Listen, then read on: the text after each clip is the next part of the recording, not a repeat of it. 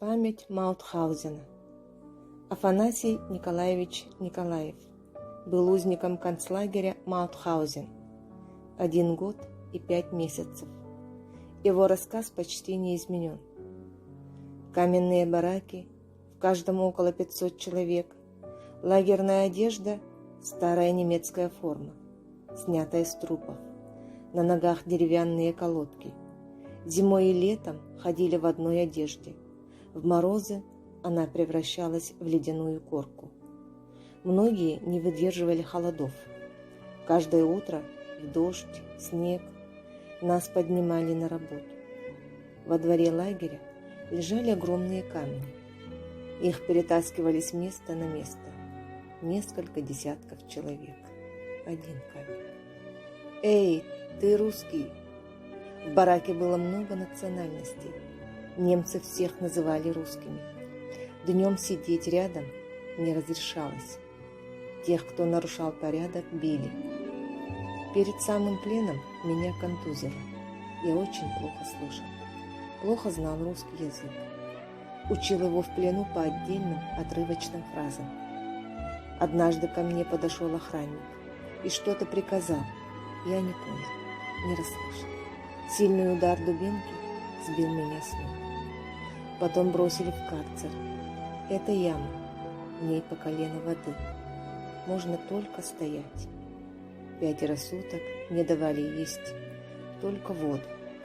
В карцере было еще 5 или 6 человек, но я не знал, кто они. Там не разговаривали, не было сил. Некоторые умерли прямо в карцере. Немцы, они все на одно лицо. Все время били тех, кто не мог работать, били дубинками. Часто стреляли просто так. Когда убивали, говорили «битте». Устраивали себе тир, стреляя по заключенным, как по мишени. Спускали собак, они загрызали человека до смерти. Дрессированные овчарки, они сразу валили человека и взгрызались в горло. Немцы смеялись. Это было страшно. Предсмертный крик и смех. Узники часто говорили о том, что война скоро кончится. В 1945 году я уже не чувствовал себя изолированным. Стал лучше слышать и немного понимать русский. О том, что наши близко, поняли тогда, когда услышали канонаду. И еще ночью небо светилось от разрывов снарядов. В последние дни заключенные уже не выходили на работу, не получали еды. Немцы как будто забыли о нас.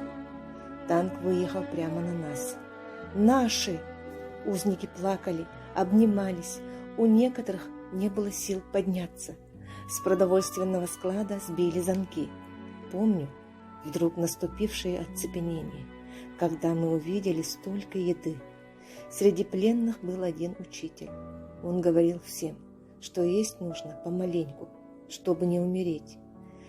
Нас было несколько тысяч бывших заключенных из всех бараков. Я обращался по-якутски к русским, американцам. Меня понимали. Каждый говорил на своем языке, те все понимали друг друга. Все говорили об одном. Вдруг услышал родную речь. Встретил земляка, Николая Степанова. Он тоже был родом из Сунтарского района, только из другого села.